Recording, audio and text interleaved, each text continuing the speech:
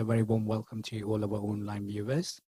This evening talk is very, very interesting, confusion to enthusiasm. And for that, we have our guest speaker, Raghav Chawla, with us. And Raghav is an electrical engineer and data analyst by profession with extensive experience in the total quality management domain in India. And also he has been practicing meditation over 25 years. So we have a very wealth of experience this evening. So not going to take much of your time, and let's join me in to invite Raghav. Thank you.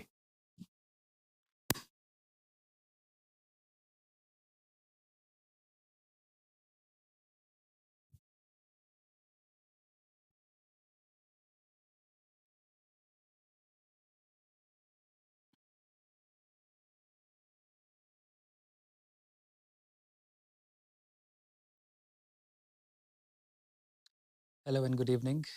Thank you so much for taking the time to come out here today this evening. And as Kapil was mentioning, a very warm welcome. Life is a matter of choice, or is it a matter of chance?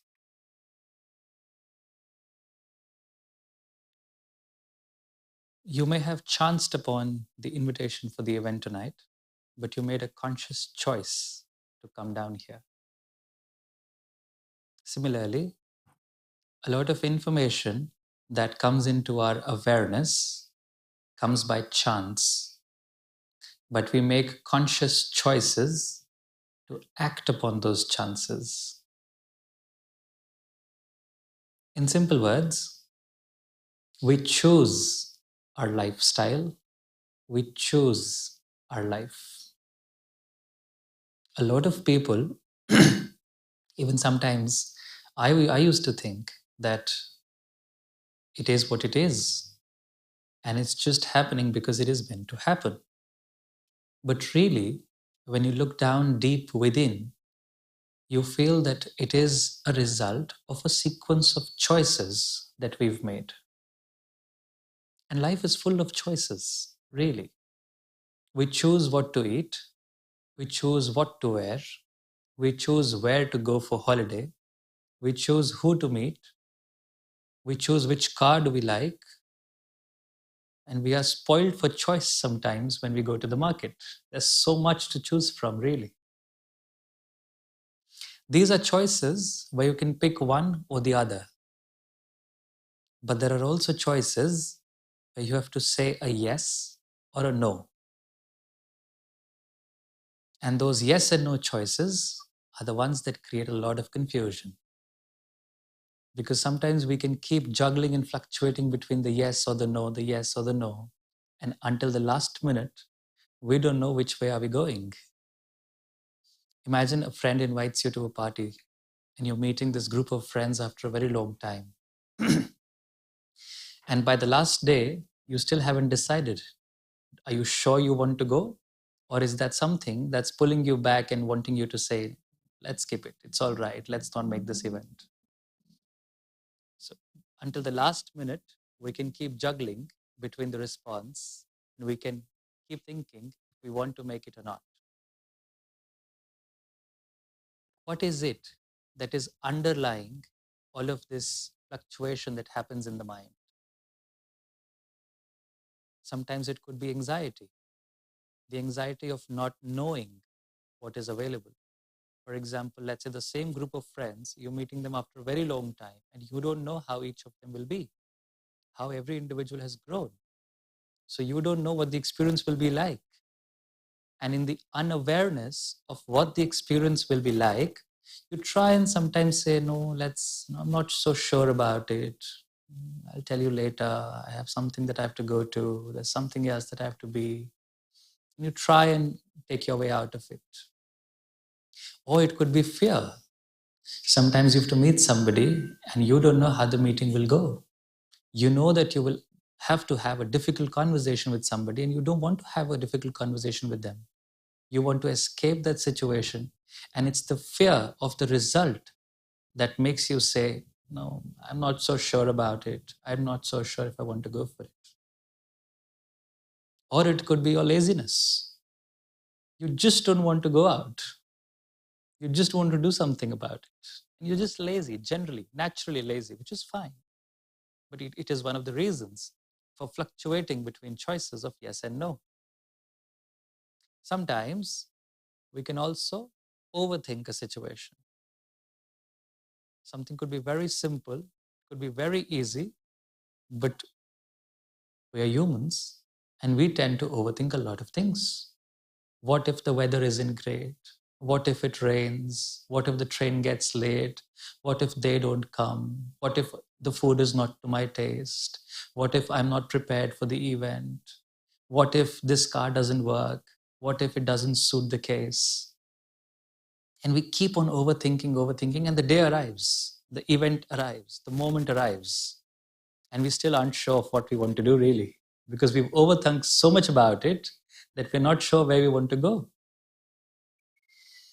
So anxiety, fear, doubt, which is uncertainty, laziness, and overthinking are the underlying feelings to our confusion that's created in the mind so often.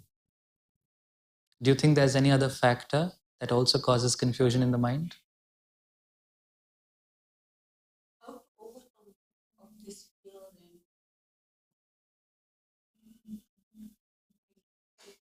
Yeah. Well, we'll come to that, but let's understand the problem first. Because when we understand the problem clearly, we can solve it better, can't we? Do you think there's any other factor that causes confusion?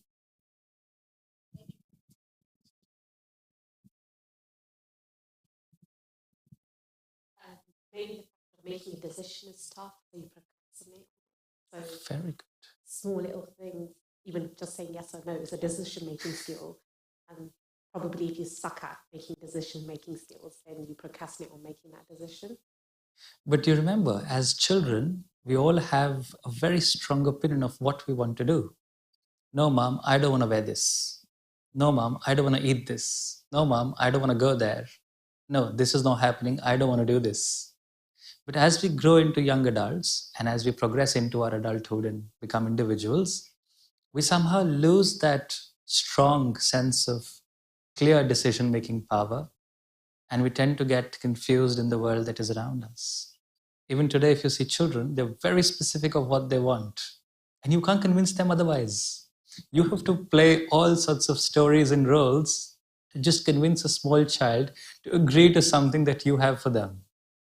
If they have made their mind for something, they will stick by it for a very long time.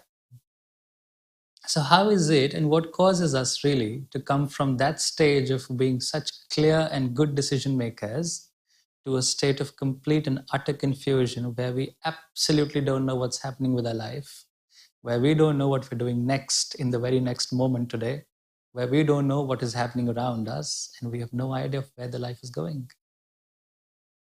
Be down to someone's influence.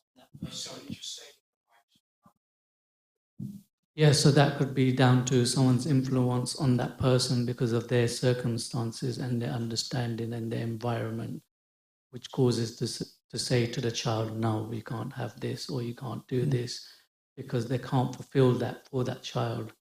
So therefore, they have to give some rule to that person in order just to, carry on basically. And then that obviously goes down the rest of their life through the school, work, etc., etc. So, in the process of growing up, we try and tend to understand that to make decisions, we need proper information. Therefore, it is said you should always make informed choices and informed decisions. A lot of times in higher management capacities, in corporate organizations, people would say, let's have a meeting first to have all of the information available to us on the table. And that is when we will proceed to the next step of how do we want to take this forward. But in taking information as a source of creating a decision, again, we take too much information and we don't know what to rely on, what to not rely on, what to take in, what to not take in, and where to go for information correctly. Sometimes we rely on the internet. Sometimes we rely on friends and family. Sometimes we rely on our own experiences. But even in these three, you will see that things that you rely on that come from your own experience are very strong and very deep rooted. You can't shake them away. If you have experienced something, you will stick by it as an experience and say, no, I know how this is done and I'm very sure of how this will be, so I will do it this way. In that situation, effort is required to shift your awareness from that state into trying something new. Sometimes we become very influenced by people around us. In younger age, it is called peer pressure. In adulthood, it's just called friendship and influence of people around us. It's basically people pleasing or people pressure, which continues all throughout our lives. But we tend to forget the fact that we're still human beings. And we keep on taking that pressure from the outside. And we say, this is normal. This has to be. It is how it has to be. But remember, as children, peer pressure was something that is not good for children. So as individuals, any kind of pressure that comes on us from the outside is really not healthy. So we try and over-influence ourselves by people's ideas of how they have experienced situations in lives. An apple may be good for you. It may have caused a severe health problem to me. So if you come to me and you ask me, do I like an apple and should I have an apple every day? I would say strictly no, sorry, it's the worst thing to have for breakfast. Because that's my experience. You may have a very different kind of a situation and the apple may be extremely beneficial to you. But if you just keep relying on people's information and people's experiences, there's too much information that is not allowing you to try and experiment and explore life. And that's when we feel stuck, we feel stagnant. We don't feel exposed to the environment enough because we've not really experienced anything ourselves personally firsthand. We're just asking people, what do you think about this? What do you think about this? And we just keep on going from there. So procrastination, which is our own confusion of how we want to do this, and over-influence from the outside are two other factors that make mind confused. Anything else that you think can cause confusion in the mind?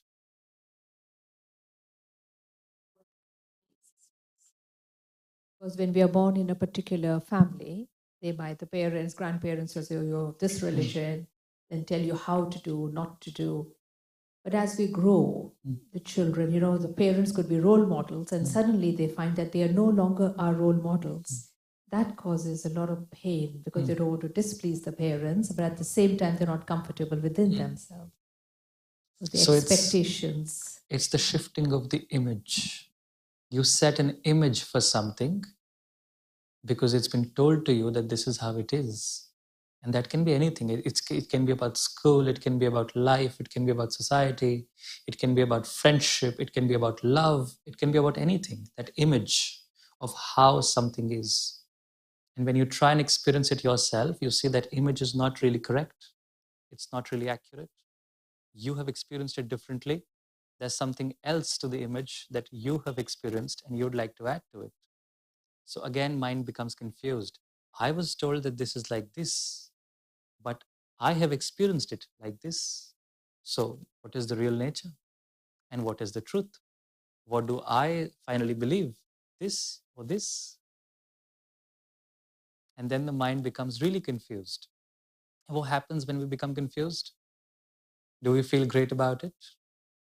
Do we feel, oh, great, I'm confused today. Let's have a confused day. Is that how we feel?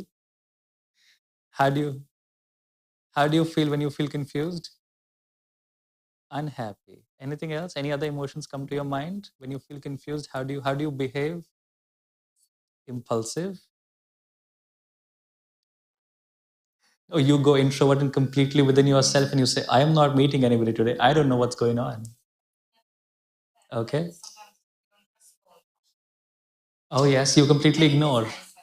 No, it's for people listening online. No problem. No problem. So you tend to ignore a situation completely and go within your cocoon and say, I'm not responding to you at all. That's one response, yes.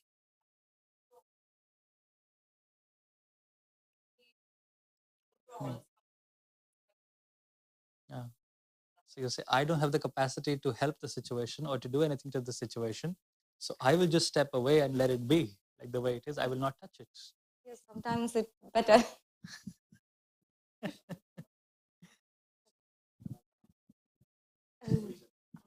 Sorry. No worries. So we feel unhappy when we are confused. We feel impulsive when we are confused. Some people could go completely silent and completely ignorant to what's happening around them when they feel confused. Anything else that comes to your mind? How do you behave when you feel confused? Do you feel great about being confused? Well, if I feel confused, I tend to think, okay, what am I confused about? And then obviously I think with confusion, what comes in is your understanding of what's happening. So you're confused because you don't understand what do you want to do or what decision to take. You're only confused if you don't understand. That's what I've realized. If once you understand, you're no longer confused.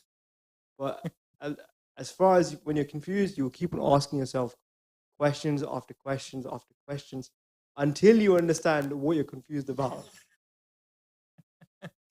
So you brought in a very good point, actually. We don't know what we don't know. Does that make sense? There may be things that we know that we are sure of, we are aware of. There may be some things that we know that we do not know. There is something that I don't know completely, which is fine. I'm aware of my unawareness. But there may be things that I don't know. I have absolutely no idea that that exists on the planet. And that's also when I feel confused. So we were just talking about factors that cause confusion and procrastination, laziness, overthinking, anxiety, fear, and doubt, and unawareness came up in the discussion of factors that can cause overthinking. Yes. Yes.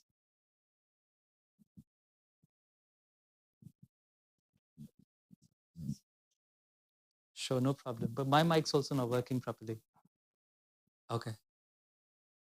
Helplessness is one. You feel helpless. Helplessness, Yeah. yes, helplessness. So when we are confused, we find it extremely difficult to make decisions. And not just correct decisions, but any decision. Sometimes we often tend to just think whether this will be the correct decision to make or not. So let's hold on the process of making the decision. I don't know what's the good thing to do here, so I'm not doing anything at the moment. Isn't that the situation so many times? I don't know what's to do. I absolutely have no idea of how to do this.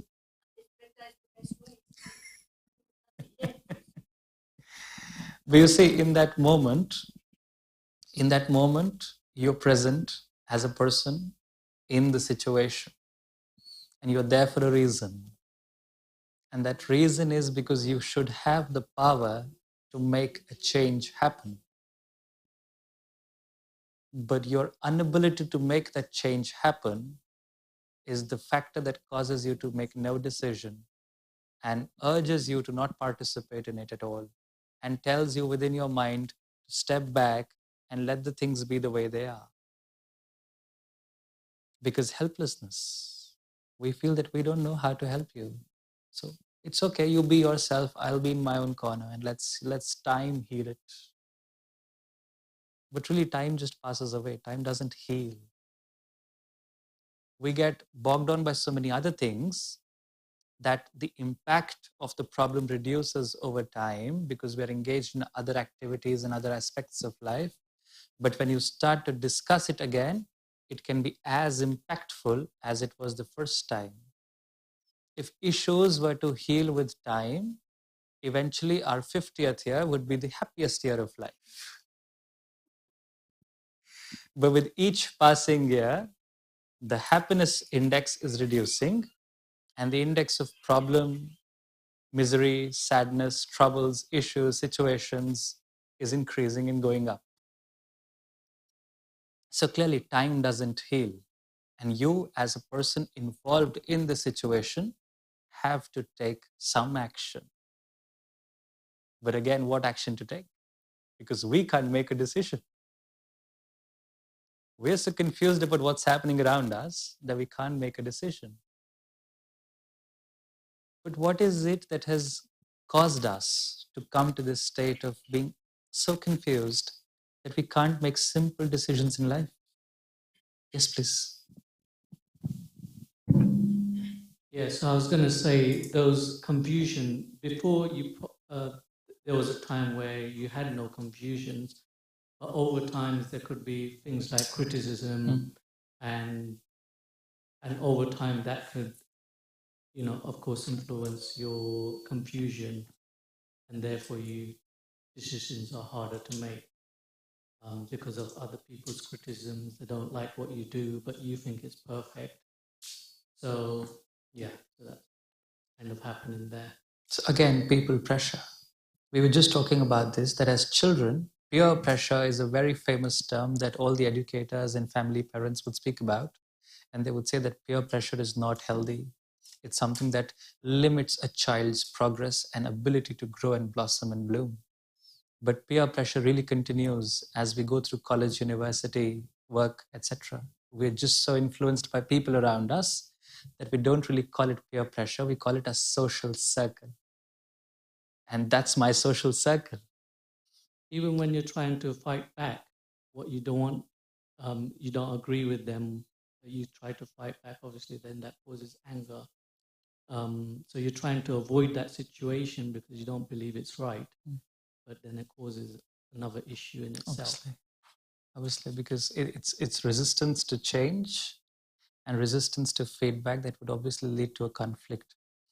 But you see, the whole problem comes from being not able to help the situation, not being able to make a decision about, do I want to do this or do I want to do this? Not easy. It is not easy, yes.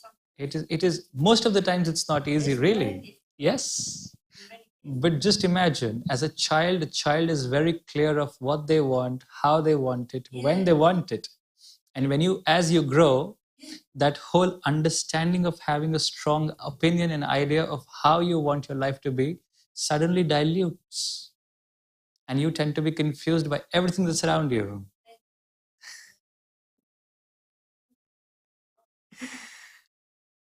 Why is that? Good question. That's what we're here to explore, really. Absolutely. As a young child, you know what to wear, what to do, when to go to school, which friend you like, which friend you'd like to call to your birthday party, and which friend you'd like to completely skip from the list. But as you grow older, you try and figure out and factor in lots of different factors. Oh, he's been a good colleague to me, but we haven't been in touch for so many months. Should I call him? If I call her, then she would obviously tell him that she came to my party. And then if I don't call him, then they'll become a scene. So I think I should call him. But I don't really want to call him, but I think I should call him. And it's things like this. It's very, very menial. It's of no significance at all to your life, really.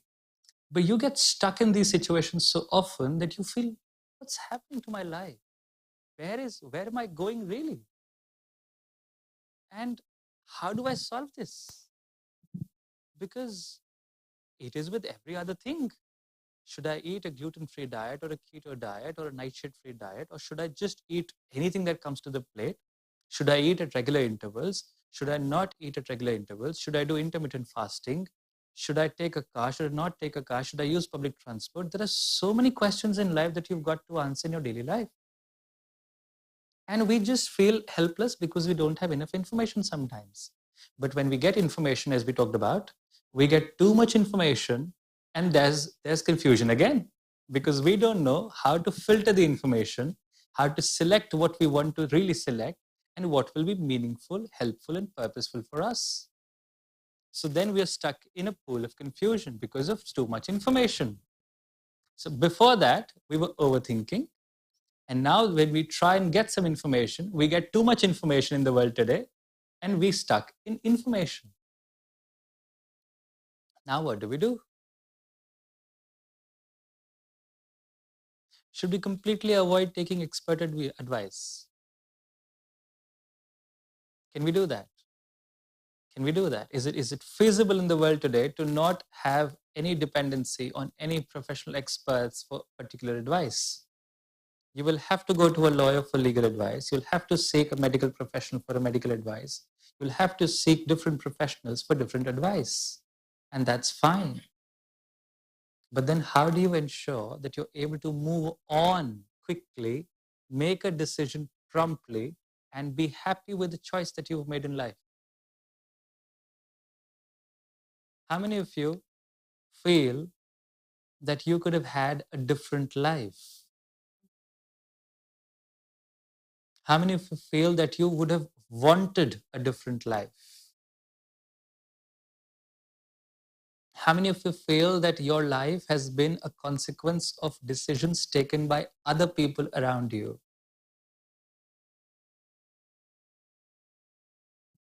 See, that's reality. But really, our life is a matter of our own individual choice. We choose to listen to somebody.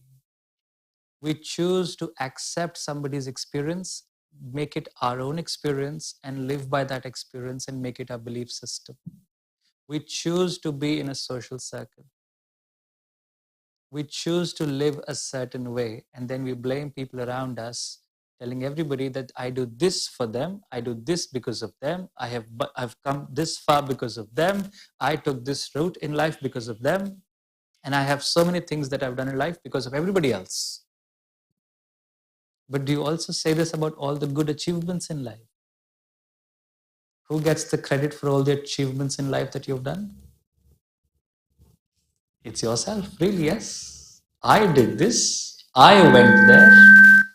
I was the first person to do this in my class. I did this in my workplace. I implemented this. So all the good things are me and mine and my achievements. But all of the things that are causing a certain discomfort in life have been a consequence of what other people in my life have brought. But is that really? People are, yes, that's what we're doing. We're trying and blaming other people about it. But is that?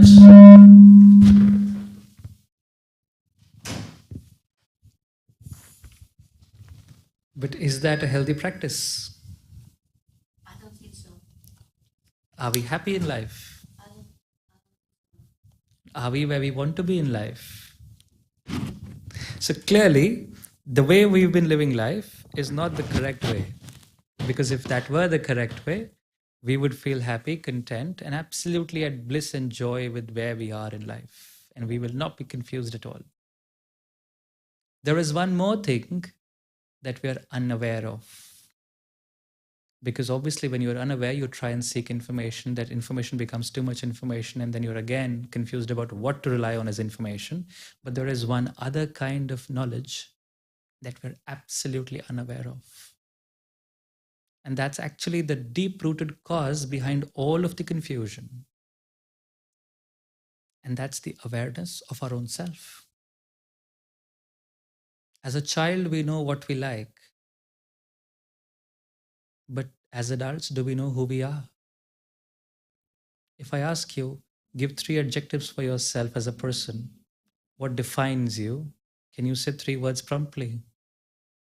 Because we don't know who we are. We attribute a lot of our physical achievements about us, but we really don't know who we are as people, as a person. Who am I? Am I courageous? Am I fearful? Am I happy? Am I doubtful? Am I strong, brave? Who am I as a person? We don't know.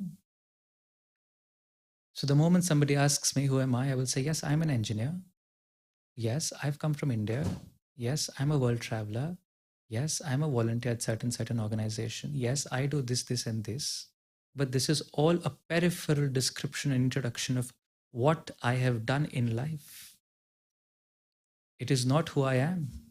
Because a lot of other people are engineers. A lot of other people volunteer. A lot of other people travel. So are we same? We're all our own people, right? We're all individuals. We have our own individual identities. But what is that identity? So if it's such basic things in life that we are confused about, how do we expect ourselves to make decisions about career, car, house, choices like cities and where to travel, etc.? Do you think we are educated enough to make those choices? And we're apparently a very, very progressive civilization. We're a community of intellectuals who fail to sometimes understand who we really are.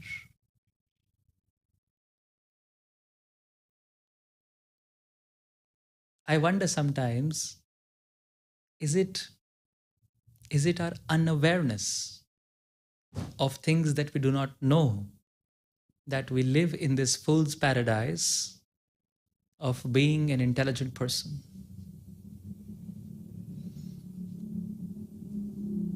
Because if we were to go within ourselves really, and obviously any choice would depend on how you would like it to go.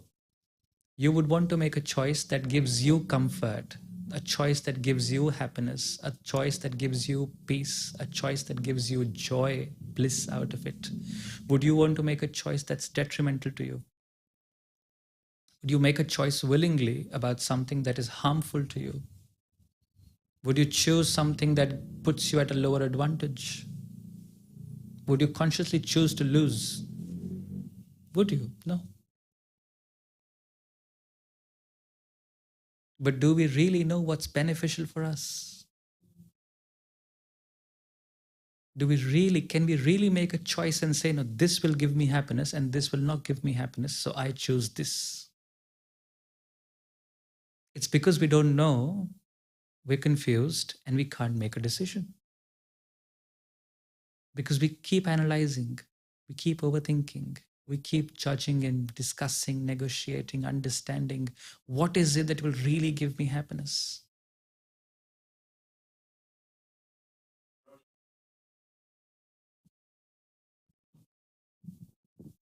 You only know what will give you happiness when you try. Otherwise, you won't know. Absolutely. I had a friend, coming from this thought, I had a friend who last year, he's an actor. He works for theatre and TV in India. He has a huge fan following, so he has connected to a lot of people socially that ways.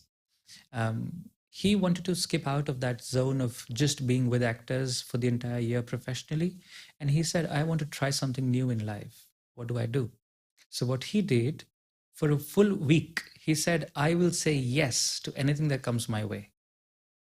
He invited people on social media to put things in his DM and said, I will say yes to anything that you would like me to do. And that's how I will try and live a different life. So that's about experimenting with life. And you can experiment with however life you want to be. You can say, you can do this exactly. You can say, I will do yes to anything that I'm told by people, or I'm given the information about, or I see in the ads for the next 4 days, 3 days, 1 day, 7 days. Try it. No problem, no harm. Yes, this is just an example of somebody. Yes. This is just an example of somebody. So he mentioned that you can't really know what gives you happiness unless you try and experiment it. So I said, yes, that's a good thing to say, and that's a good experiment to do. Really, it's beneficial if you want to really understand certain things in life and try and live a new kind of life. But can we all do that? Can we all do that? Do you think you're free enough to say yes to everything in life? And how sure can you be that by saying yes to everything that comes to your way in those 7 days, or maybe any period that you choose for yourself, will give you a list of 50 things that give you happiness and 50 things that don't give you happiness? We can't be sure. Because really, it is happiness for me. But do I know me?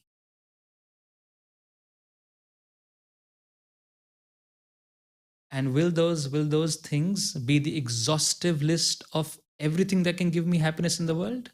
No, it will not be. There can be 1,000 other things that can be pleasurable, happy, joyful for me, experiences that can give me bliss and peace, but I have not experimented them. But what is it that can give me stability, clarity of thought, and calmness of mind? Are these things that somebody wants? Do you all want these things? And do you think these things are necessary to make clear decisions in life? You don't need a clear mind, a calm state of being. Then your no was to, you said no to something. Doesn't matter. No problem. And then we can try a lot of different styles, techniques, approaches, and strategies to calm our mind. We can count to 10 when we get angry. We can try and make a list of things that are helpful, lists that are not helpful to make a decision. Every time we can do that. We can try and do SWOT analysis, strength, opportunity, weakness, and burdens. We can do a lot of different techniques that people in the world advise. But then those are, again, external strategies to external situations. Confusion is a state of being. It's not an external problem that you can escape. If it's an escape, it's an external problem. Leave confusion in this room and go back to your places. Live a confusion-free life. But really, is that possible? Because what is causing confusion to so many people? Yeah. The unawareness of who we are is the source of all of the confusion that is being faced by us today. So we don't know who we are. The moment we know who we are, we know what we like. We will get to know how we want to be. We will get to know what decisions to take in life. But before and without identifying the first question, which is who we are, we try and do all the other things. We try and identify what we will like, what will be beneficial for us, what will give us happiness, without identifying the us in that statement.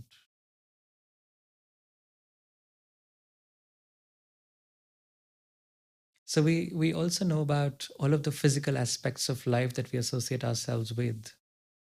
Would you say you're the mind? Would you say that you are mind? No. Would you say you're the body? No. Then would you say you are the mind plus the body, a sum of both? No. Just the mind? Are you just the mind? No. Are you just the body? Mind and body?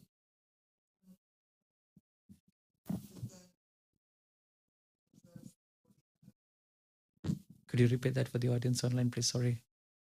So there's the mind and there's the body, but there's an observer observing both the mind and the body. And I think we're the observer. It's all parts of the same ecosystem, yes. Yeah. So there is a separate entity that observes what's happening, that sort of manages the amalgamation of the mind and the body, that controls this whole dynamic system that we call the human being. Because the mind does its own thing. Yeah. And you have to call the mind back. And then your body does its own thing. Absolutely.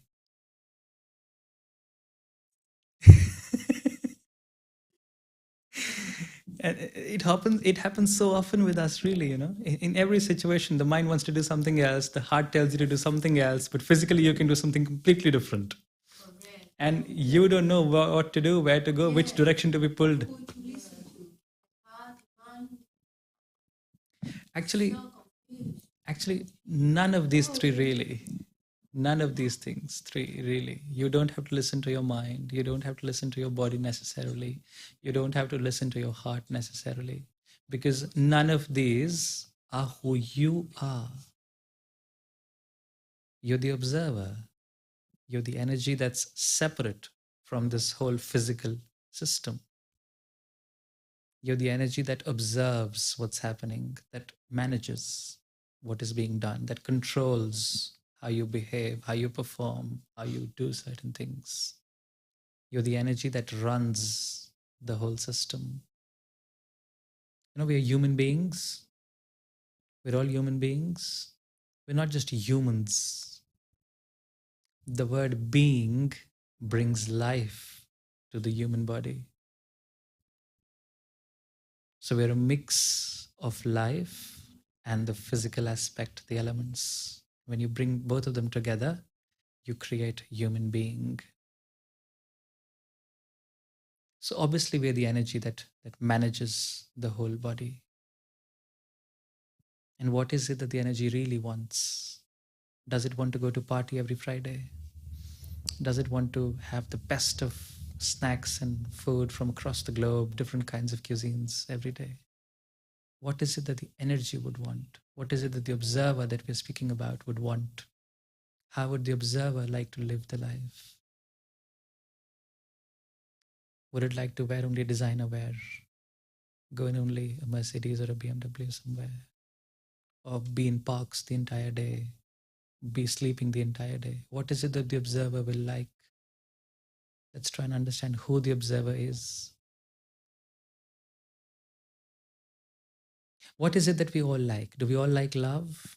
Do we all like being loved and being loving to other people? Anybody here likes to express hatred all the time? Do you feel it natural to express hatred? No. Do you want to be happy? Or is it your natural state of being to be unhappy? Do you feel naturally great by being unhappy in life? No. Do you want to be angry all the time? Or do you want to be peaceful? So all of the qualities that come naturally to us, that we get naturally attracted to, that are so easy to have and yet so lacking in life, are what the energy, the observer, the soul really wants in life. And the soul has all of those things. You miss only something that you've lost.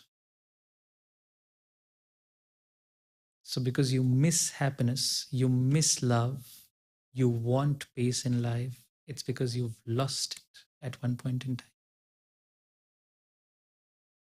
And once you're in this awareness, in your own self-respect, that I am this observer, and this is what is going to be beneficial for my state of being, which is a healthy, happy, loving, peaceful state of being, then in that awareness, you can take a conscious decision. Until the time you keep thinking of the body and its relationships, you will be confused. Because we're all energy. So essentially, we're all friends. So then I don't have to choose who to be friends with. I don't have to choose who to talk to. I don't have to choose who to be good to. I have to be good to everybody around me. Decision done. I have to speak to everybody nicely around me. Sorted. I have to take care, be compassionate towards everybody who I see. No problem. But if I see the body, then I don't know any of you sitting here. I don't need to be careful towards you. I don't need to be compassionate towards you. I can selectively choose depending on the advantage that that choice brings to me. And that whole thing is what creates the problem. But if I am universally compassionate, if I am universally loving, if I am universally caring, then I'm universally spreading friendship and happiness. And that makes life so much easier. Does this make sense?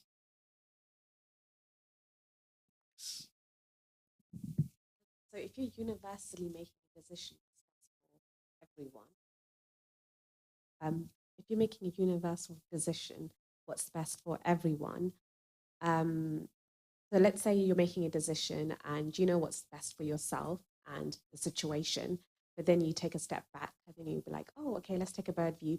This is best for everyone if you do it in a different way. But then so you'd ask, do you like to lose in a situation? But if you do that, you do lose for a bit. And do people willingly take that loss? Yeah, I've made a decision where I knew clearly, yeah, I'm going to lose and it's going to hit me for a few years. But I took that decision. But however, I feel like years down the line, I feel like that decision I currently made in the initial was the right decision because that's how it sort of unwrapped. So when do you know, when do you make the decision for yourself or for everyone? Well, in life, we only and always take decisions for our own self. We really never decide for other people.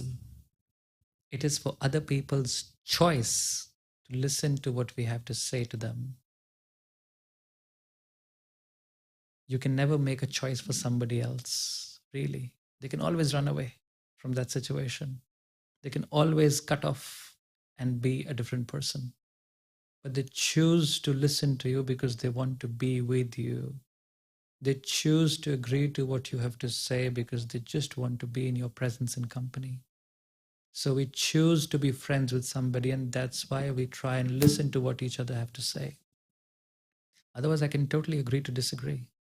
I say, I agree to disagree, but I still like you as a person, but I stand there. So I will still do what I want to do, but I still like you as a person. There are so many people who do that. That I will not agree to what you're saying, but I like you as a person, so I will stick to that, but I will still do my own thing. So you only can always make a choice for your own self. And in all situations, what is it that you will like? Will you like to be happy or unhappy? Happy. So you make a choice and prioritize your happiness, that my happiness is my priority. My state of being is my priority. My state of being is a priority for me because I want to be a happy person. I do not want to be stressed. I do not want to feel guilty. I do not want to be in a low state of mind. So I will choose my happiness and my love and my peace over everything else that's around me. And if that choice of me being happy ends a conflict, resolves a problem, ends a problem situation, great. But I come out happy in all situations. That's how you evaluate your decisions in life. Will this decision make me happy? Yes or no? If no, I will not take that decision that way. Will going to this event make me be loved, feel peaceful, feel happy? If no, there is no second thought about it. That's how you make that choice.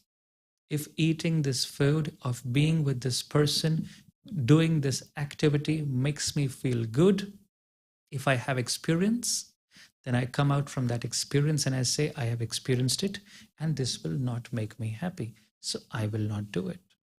But every time, if we are in our state of self-respect, and from that state of self-respect of our being, we can make a clear decision of how we want to see our life go ahead. It's only when we confuse our identity, the identity of the observer that's within us, with the body that you see outside, that's when the confusion starts. Because the body can like different things. The observer can like only universal things.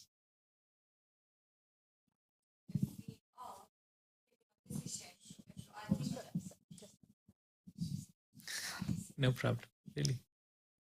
Sometimes, if I think that some decisions that makes me happy, sometimes it doesn't make our family happy, or the people who surrounds us doesn't make them happy. So sometimes we have to choose not to select that. I mean, we have to step back. We need to prioritize our family's happiness, or sometimes our friends, or sometimes the people who are being around us. We have to choose. We can't, especially when, I don't know if, especially for the Asian families, even if we all get married, you have children, whatever it is, we still depend. It depends on our parents, literally. So we can't take a decision that sometimes, okay, that decision makes me happy, but sometimes it doesn't makes happy my parents, my mom. So we can't always choose things that that makes me happy. That's why I'm taking this decision. We can't sometimes. Well, am I right? that's the belief system we have accustomed ourselves to be believing. Really, if I ask your parents, they would say, we're happy if the kid's happy. And as kids, you would say, I'm happy if my parents are happy. So if both of you are happy, when both of you are happy, then really there's no decision that can make you individually happy and your parents unhappy. There is no choice that can be exclusive of both parties' happiness, because my happiness depends on your happiness, if that's the case. And if your happiness depends on my happiness, then we can both be only happy when we are both happy. We cannot be in a situation where you make your decision and you be happy about it, but I'm completely unhappy with that choice. I can understand certain examples that you've tried to highlight, and it's not about really being unhappy with your choice. It's about being caring for you in that moment and being fearful of a failure that you might face in the future, that your parents might sometime want you to make a different choice that's easier, that's guaranteed success. But really, again, you are an individual person. And if you try something difficult, something different, something offbeat, something that's not tried before, and you do great, and you're happy doing that, as long as you're happy, I'm happy. It's only my fear of your futuristic unhappiness that's making me pull you down towards making a choice that's more traditional. But the moment I realize that if you're happy, I'm happy, then we're really both happy in the choice that we make. I can be over possessive about it, and I say that, I know this better for you, and I think that you should do this. But then there's a discomfort because you don't really want to do that. And you will only grow as an individual when you make your own choices. If you continue to live by choices that somebody else makes for you, then we'll come back to the first point of the discussion, that you feel and blame other people for your life. And you feel that your life is a consequence of decisions made by other people. But really, it's a matter of choice. So if you make a different choice, be happy about your choice. And as long as you're happy, I'm happy. Yes. Just coming back to the confusion part, which is, aren't we then creating two different realities, which is the original one is your pure, your pure soul, your happiness, your kindness, etc. Now we're creating another reality that we're now getting confused in, because if we're happy because of us, that reality, which is I've got to have a good job, I have to have this, or I have to have that. Now we're trying to go back to our original happiness, which is obviously creating two different conflicts going on. No, not really. There's only one kind of happiness. There's only one kind of love. There's only one kind of peace. The true, original, eternal, everlasting peace, happiness, and love. All of the other emotions that you experience are transitory. You can buy a new house, feel happy about it for 6 months, and after that it gets old, you move on to something else. You buy a new car, you can be happy about it for the first 2 weeks. The moment you get the first accident, the first dent, the first scratch on the car, it causes you so much trouble. You're frustrated about it. Somebody just scratched my new car. I just got it last week, you see. So something that was giving you happiness until the point it was fine is now becoming a source of frustration for you. So clearly, that is not the source of true happiness. Again, the falsehood that we live in compels us to think and believe that happiness, love, peace, joy, bliss can be brought from outside to inside. But the reality is that these are my own original eternal qualities that the observer has, and that observer can bring these from within to the outside. You can have the best of clothes, the best of house, the best of jewelry, the best of food on the table, the best of people to be around, but still be unhappy. And what do I do then? What else do I give you in life?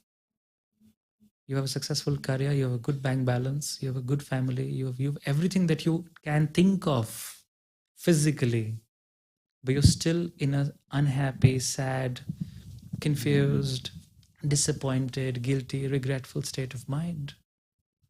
What do we do then? So clearly, all of those things cannot bring us any clarity of mind. Will getting a new car bring you some coolness of mind? Clearly not. Will getting a new job help you make a better decision in life?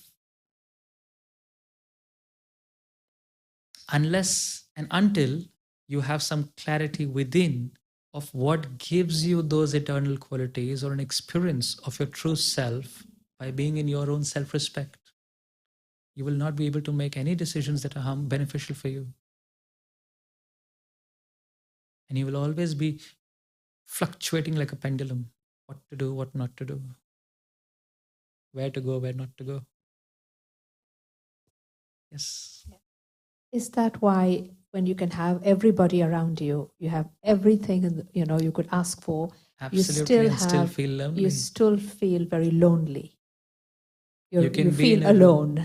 You can be in a room of 100 people in a great 5-star restaurant on a brilliant evening of celebration with fireworks outside and still not be happy about it. Wearing the best of clothes, gotten down from the best of chauffeur-driven cars and still feel out of place sometimes. What else can we give you physically? Nothing really. It's just a matter of thinking. It's just a matter of remembering and going back to ourselves and saying that I am a happy being. Just think about it. Just right now in this very moment, just think about it. Tell yourself, I am a happy being.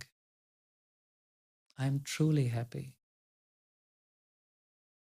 It is me who controls my own happiness. And I don't have to look for happiness outside. I feel happy in life naturally. My life is a happy life. I'm content with what I have, and I'm happy to progress further. All of the situations in my life are really a creation of my own choices. I forgive everyone else, all of my friends, all of my family, all of my work colleagues. I forgive them because I know that I make a conscious choice starting today to be a happy person.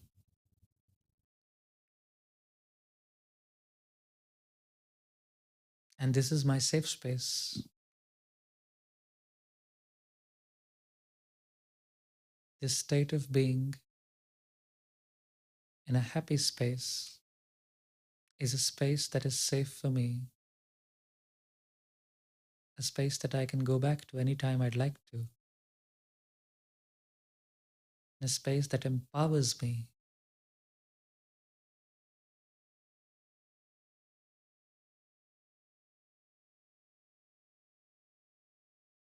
How does that make you feel?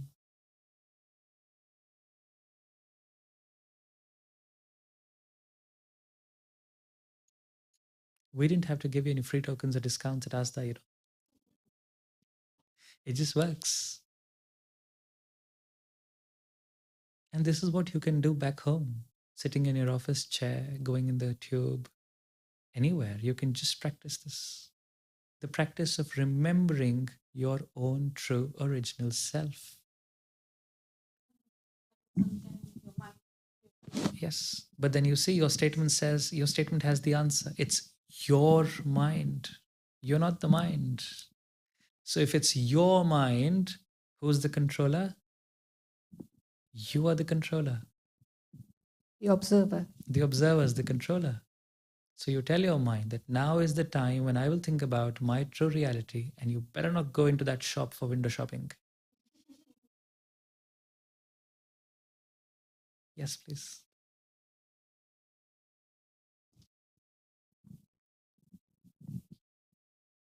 I think one thing that a lot of people struggle with is